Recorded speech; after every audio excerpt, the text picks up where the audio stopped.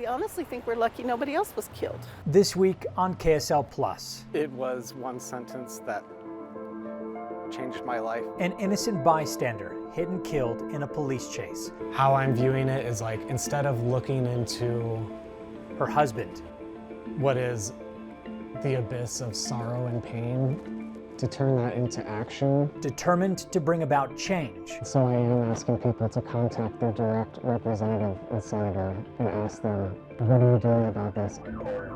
And the lessons we learn from police departments at home and around the country. They're not really effective, right? The notion, right, of policing is that when the police arrive or intervene, the situation should improve. Very rarely, in the case of a vehicle pursuit, does the situation improve. If you think about this, right, for a DUI, a Class B misdemeanor traffic offense, is it worth a member of the public losing the life of a family member?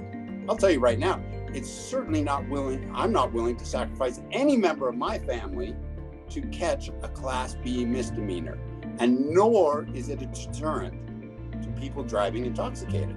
I'm Matt Rascone, and this is KSL Plus, and today we're diving into police pursuits, their impact, and what, if anything, needs to change.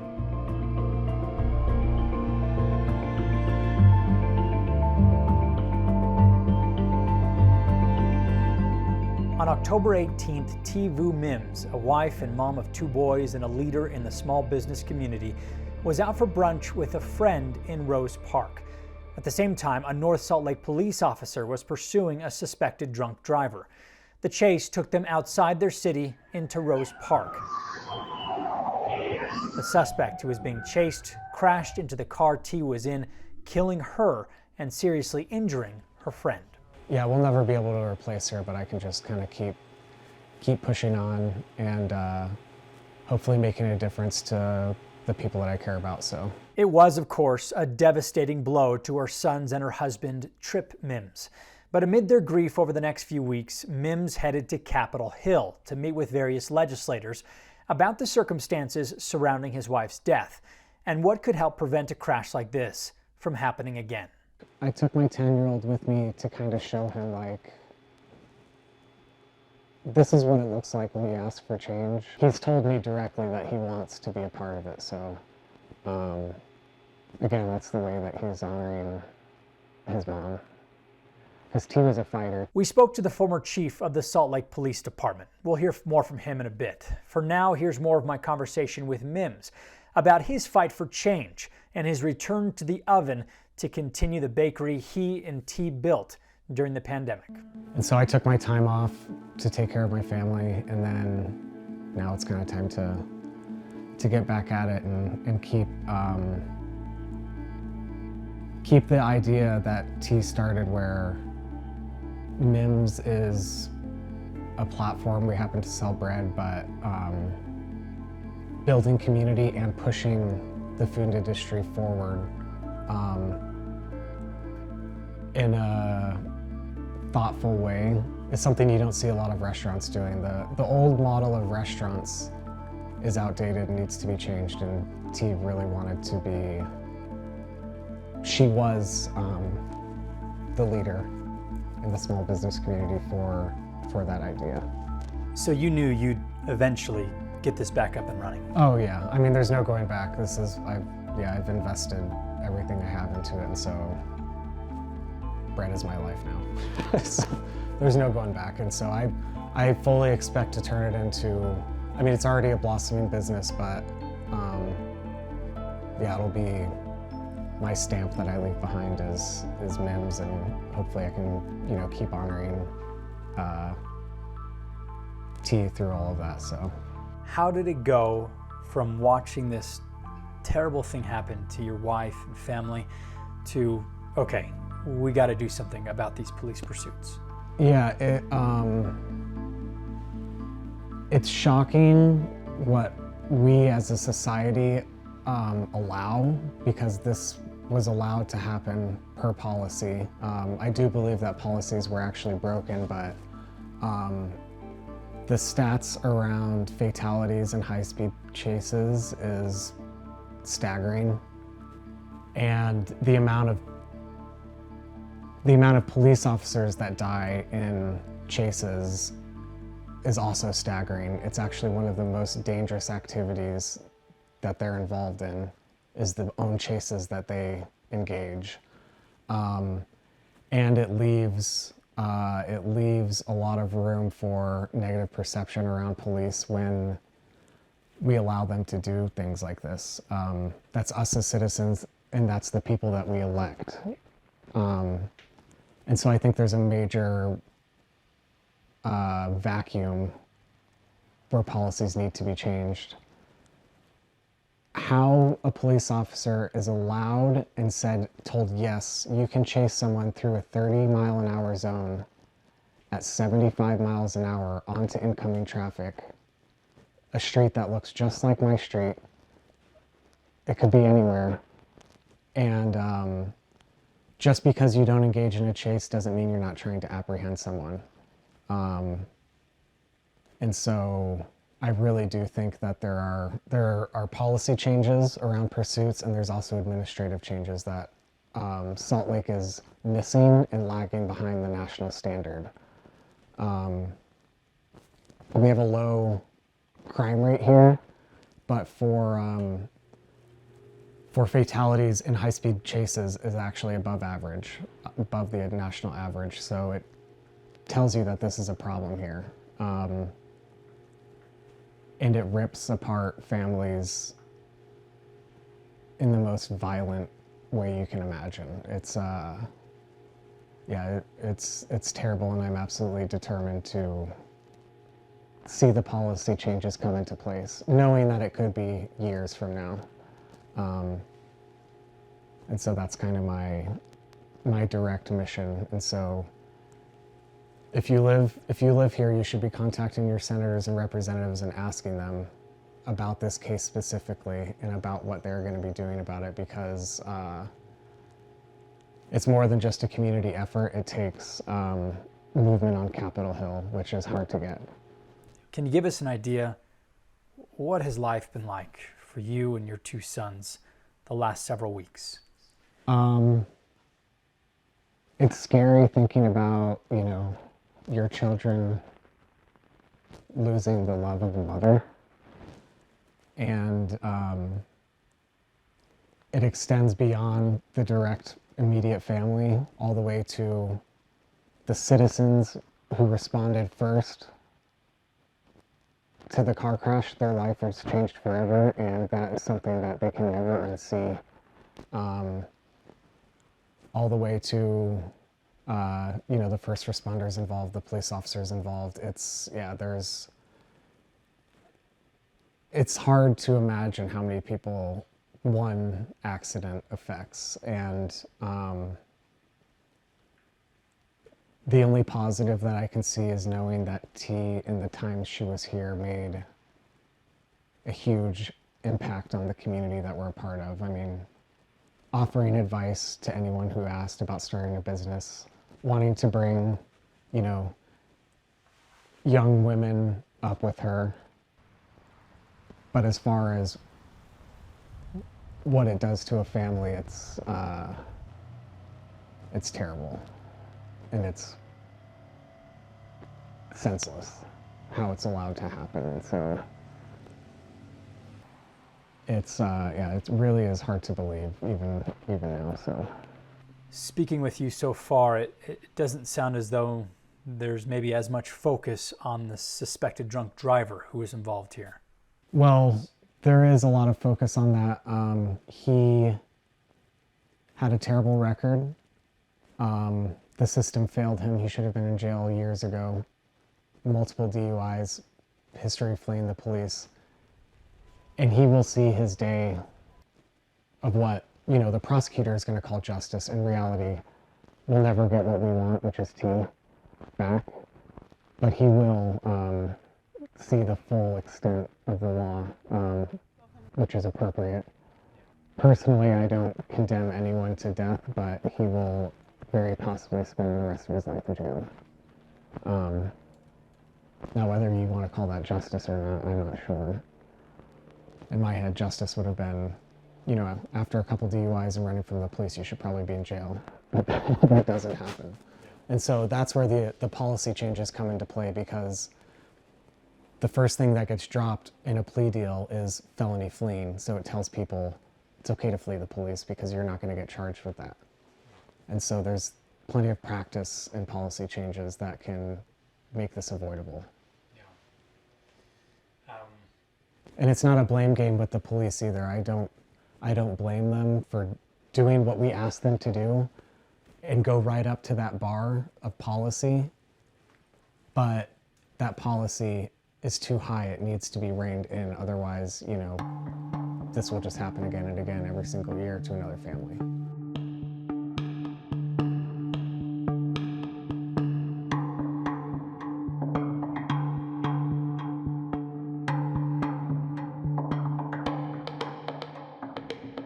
You mentioned before you believe the policy may have been broken in this case. Policy probably was broken in this case. I still don't know all the details. I don't have the police report. I am in contact with North Salt Lake with what details they're willing to tell me. But if you want to know kind of how they're handling it, I was told I would get the video private viewing first. They released that video the day of T's funeral while I'm in the funeral service to the media before. And so it just shows that they had disregard for life during the chase and disregard for T's life through the whole process.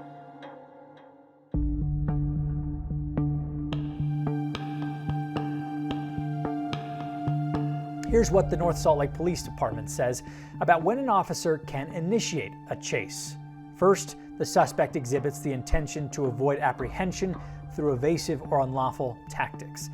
The suspect operating the vehicle refuses to stop at the direction of the officer. The suspect's actions are such that failure to pursue would further enhance the danger presented to the public. The handbook also says officers must not forget that the immediate apprehension of a suspect is generally not more important than the safety of the public and pursuing officers. No officer or supervisor shall be criticized or disciplined for deciding not to engage in a vehicular pursuit because of the risk involved. The department says officers should stop a pursuit when the danger posed to the public, officers, or suspect is greater than the value of apprehending the suspect. So you've been to Capitol Hill, you've spoken with state legislators. What's that been like? Optimistic, but at the same time, I know that it's going to take a long time. Their session is in January. I won't be a part of that conversation. The following year, I plan on really pushing for these policy changes because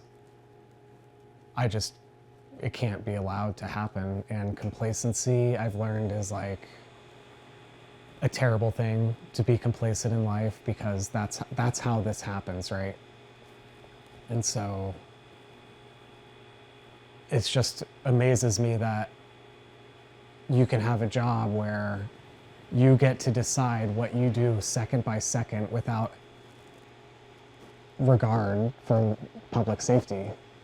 And there's plenty of other states who have taken the lead to change these policies. For instance, Salt Lake City has a practice of not chasing people at a high speed. Their policy allows it, but it's rare that they'll engage in a residential neighborhood a high-speed police chase because they know the amount of danger it puts their own officers at and the public. And so I can guarantee you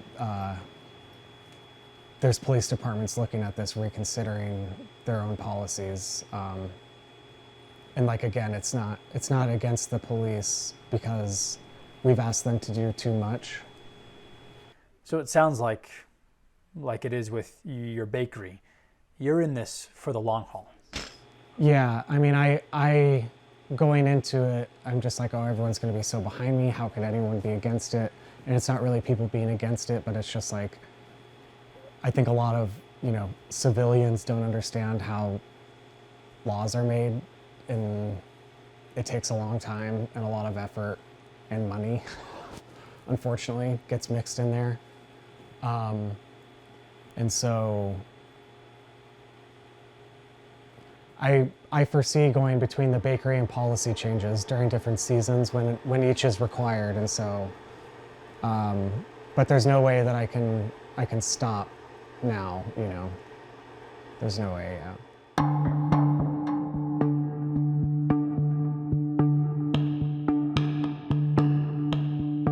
Mim's story highlights what some consider a deeper problem with police pursuits. The number of times that someone ran from the police when we were trying to stop them when I was the police chief can probably be counted on two hands in 9 years as the police chief. That's almost insignificant. Here's Chris Burbank, the former Salt Lake City police chief and current vice president at the Center for Policing Equity. I can't tell you how many police officers have been killed, but what I can tell you is across the nation, but what again is a little hard to swallow here, right? Most places across the nation have done away with vehicle pursuits. So the number of people killed has dropped dramatically. So the agencies that are still doing that, and you're still seeing deaths to members of the public who are uninvolved in the situation, is just, that is negligent on the part of the police department, on the part of the officers involved, the administrators, and the council or mayor that condones those actions. From a scientific perspective, the number of times that a vehicle chase ends in something significant happening to either the police, the driver of the vehicle trying to flee, or a member of the public is significant. Not only that, one of the most increased times for inappropriate use of force is following a vehicle pursuit by police officers. And that's been demonstrated in cities, in different cities throughout the country. And the idea that it is a deterrent, or that people will then all of a sudden, right, if you're not chasing, will run away, is unrealistic, right? This goes back to early mid-90s. Most police agencies, most large police agencies in the nation started to restrict the number of vehicle chases that their officers could be in, because the danger, the risk far outweighs the reward. And constantly in policing, constantly in life, we should be evaluating, right? Is the outcome worth the risk? And again, as I said earlier, when the situation deteriorates, when a police officer becomes involved, we ought to ask ourselves, should the police be involved? This is a very realistic question that the public needs to answer, not the police. And I will tell you, this sounds harsh, but not an irresponsible police leader who's going to allow his people to pursue Class B misdemeanors. For some nationwide perspective here, in the last 40 years, more than 5,000 bystanders have died in police pursuits, according to USA Today. In 1990, the Justice Department urged police departments to adopt strict guidelines on when officers can pursue someone. It called pursuits the most dangerous of all ordinary police activities, and said far more chases happen every year than shootings. So when we talk about the efficacy, right, the times that policing is right and catches the bad guy in the middle of the act and those types of things is a very small percentage. And how much collateral damage or mistakes or incarceration of individuals for lesser crimes and mistakes, everything else that goes into that, are we willing to tolerate to get the one person? Right? So when you start to imagine the efficacy, the majority, especially of what you see, now, are traffic violations. They are not resulting in the capture of the person who is wanted in Texas or, has done something horrible and is driving through Salt Lake City. These are traffic violations that result in tragedies. I cannot overemphasize, this is a traffic violation. The other thing that I think is important is when we look at disparity in justice, right? Racial disparity in justice. One of the most significant areas in which we see tremendous disparity in the racial makeup of the outcome is when it comes to the prosecution of DUIs. white America, middle-class America, does not even lose their license for driving drunk. But yet we see time and time again that Black and brown members, especially males, are routinely having their license taken away, their ability to drive, their ability to go to work, and everything that follows up on that. So we have to again ask ourselves, is justice fair and equal for all? And when the answer to that is no, well, we as the public need to start saying, yeah, then we're not going to do things that way anymore. And while the state lays out some guidelines around what can happen during a chase, state code says each public agency that owns or operates an authorized emergency vehicle shall have a written policy that describes the manner and circumstances in which an operator shall engage, conduct, and terminate vehicle pursuit. So the alternative is, one, just not to pursue, right? So you're going to capture the license plate. You're going to potentially capture what the driver looks like.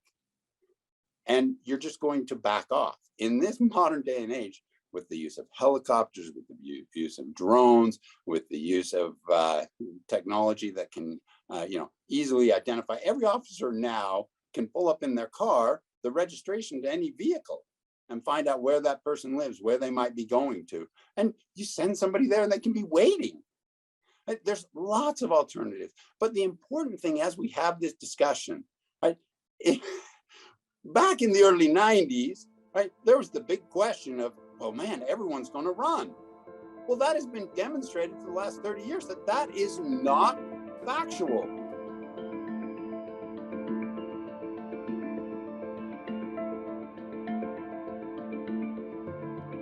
Legislators who have been talking with Mims told me his wife's story is tragic and concerning. Senator Derek Kitchen told me he believes there is room for dialogue here and room for updates to policy. But they and the Mims family are also waiting for the outcome of the investigation into this particular police pursuit. The Salt Lake Police Department is investigating the crash. That investigation is ongoing, and they have not said whether the officer acted within existing policy at the North Salt Lake Police Department. That does it for us this week here on KSL Plus. I'm Matt Rascone, and we'll see you again next week.